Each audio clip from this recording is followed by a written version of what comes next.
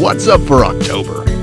Evenings with giants, Mars changes course, and meteors from Orion.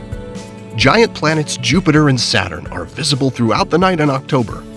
Early in the evening, you'll find them to the southeast, moving slowly westward with the stars over the course of the night. They form a triangle with bright star Fomalhaut.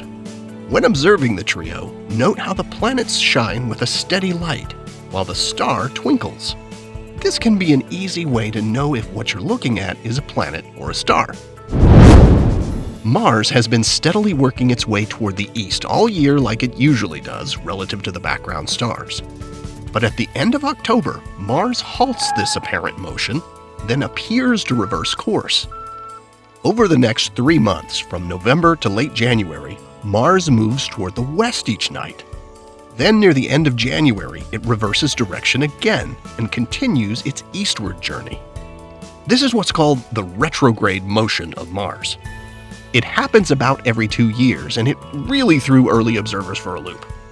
That Mars appears to change its direction is an illusion caused by the motions of our planet in its orbit passing by the red planet in its orbit.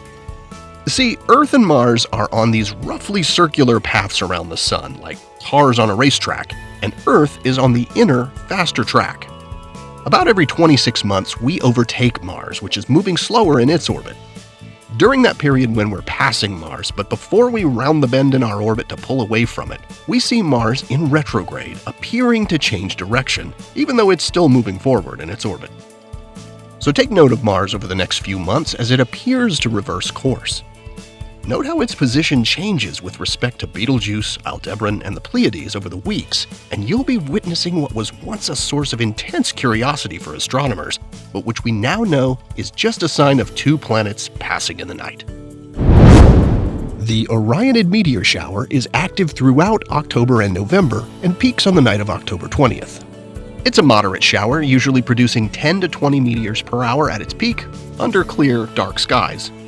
This year, the moon will be about 20% full on the peak nights, so it will interfere a bit when it rises a couple of hours before dawn, but it shouldn't totally spoil the viewing. The shower's name comes from the fact that you can trace the paths of its meteors back to an area on the sky near Orion. These meteors are fragments of dust left behind by Comet Halley in a trail that extends along its orbit. They tend to be bright and fast-moving, and they often leave persistent trails that can glow in the sky for a few seconds after they streak by. No special equipment is needed to observe meteor showers. Just make sure you're warm enough and viewing from a safe, dark spot away from bright lights. Then all you have to do is look up and enjoy the show. Here are the phases of the moon for October.